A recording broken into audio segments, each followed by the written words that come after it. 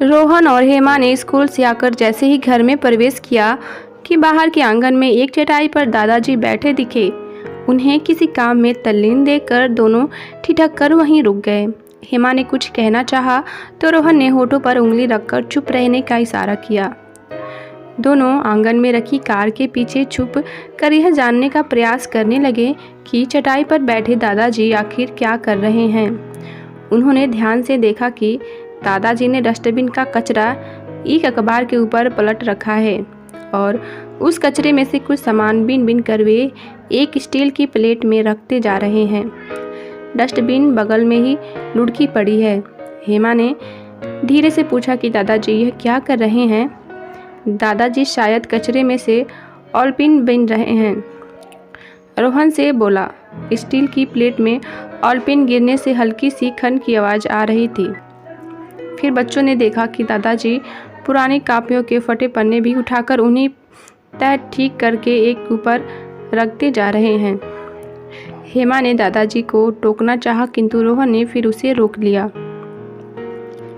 आज हम छुप कर देखेंगे कि आखिर दादाजी इन ऑलपिनों और पुराने पेजों का क्या करने वाले हैं। रोहन ने देखा कि दादाजी डस्टबिन के उस कचरे में से स्टेपलर पिन के बीच हुए टुकड़े भी प्लेट में रख रहे हैं।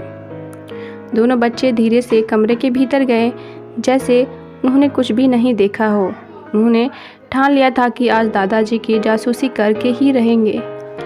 भोजन के बाद दादाजी अपने कमरे में चले गए और पुराने कापियों के फटे पुराने पन्नों को कैंची से काटकर सुडौल आकार देकर चौकोर बनाने में जुट गए।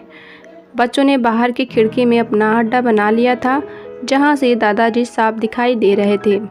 रोहन और हेमा इधर उधर की बातें करते रहे, कभी स्कूल की कभी अपने अपने टीचर की, ताकि दादाजी को आभास न हो सके कि उन पर नज़र रखी जा रही है।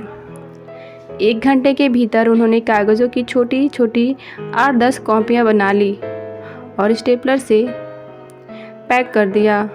कहीं कहीं ऑलपिन का भी उपयोग कर लिया था। दोनों बच्चे उत्सुक थे कि देखें दादाजी उन कॉपियों का क्या करते हैं। फटे पुराने कागज़ तो डस्टबिन से निकाले कर नगर पालिका की कचरा गाड़ी में डालने के लिए होते हैं। फिर दादाजी ये कौन सा तमाशा कर रहे हैं। आज बच्चों की नज़र सिर्फ दादाजी पर ही थी। वे दूसरे सभी काम कर तो रहे थे पर ध्यान रह रह कर दादाजी की तरफ जा रहा था। शाम को दादाजी घूमने के लिए निकले। बच्चों ने देख लिया था कि दादाजी ने वह छोटी छोटी कॉपियाँ एक छोटे से थैले में रख ली है और कुछ चौक, एक पेंसिलों के टुकड़े भी। शायद यह भी एक डस्टबिन के कचरे में से ही बटोरे हैं। चलते चलते दादाजी सीधी ही बस्ती से लगी झोपड़पट्टियों की तरफ मुड़ गए और एक झोपड़ी के सामने रुक गए। पहले से ही वहां उपस्थित 4-5 बच्चों ने उन्हें घेर लिया। दादाजी आ गए, दादाजी आ गए कहते हुए बच्चों ने अपने हाथ उन पर रख दिए जैसे उनको पता हो कि दादाजी आज कुछ सामान बांटेंगे। दादाजी ने अपने थैले से कॉपियाँ निकाली और बच्चों को बांटने लगे और चौक और पेंसिल के टुकड़े भी बच्चों को वितरित करने लगे। दादाजी हमें भी, दादाजी हमें भी, बच्चे हाथ बढ़ा बढ़ाकर चौक और पेंसिल ले रहे थे। दादाजी हंसते हुए सामान बांटकर प्रसन्न हो रहे थे। अचानक रोहन और हेमा जो उनका चुपके चुपके पीछा कर रहे थे उनके सामने प्रकट हो गए। हेमा जोर से चिल्लाई, दादाजी। रोहन भी जोर से चिल्लाया, दादाजी आप यहाँ क्या कर रहे हैं। दोनों को अचानक सामने पाकर दादाजी हतप्रभ रह गए, फिर ठहाका मारकर हंसने लगे। हाँ तो तुम दादाजी का पीछा कर रहे थे। उन्होंने हंसते हंसते रोहन का कान पकड़ लिया। दादाजी हम लोग जानना चाहते थे कि आप कचरे में से क्या एकत्रित कर रहे हैं और आज आपकी पोल खुल गई। दादाजी आप फटे पुराने कागज़ क्यों इकट्ठे कर रहे हैं।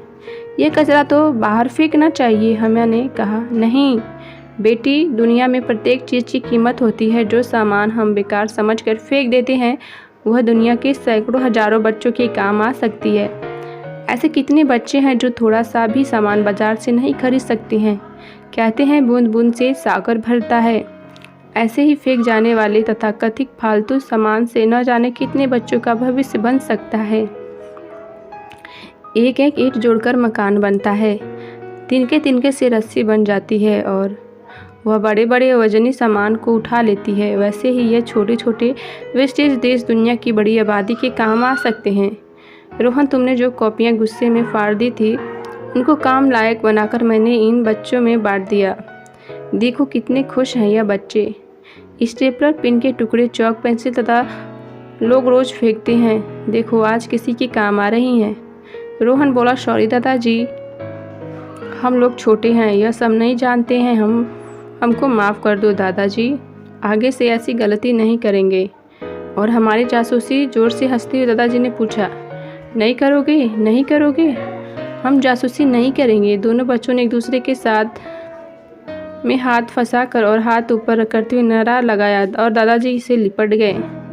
दोस्तों, ये कहानी छोटी है पर एक बहुत बड़ी सीख दे जाती है कि हमें अपने चीज़ों को वेस्ट नहीं करना चाहिए। वीडियो अच्छी लगे तो वीडियो को लाइक शेयर जरूर करें। चैनल को पहली बार देख रहे हैं तो सब्सक्राइब भी जरूर कर लीजिए। Thanks for watching my video.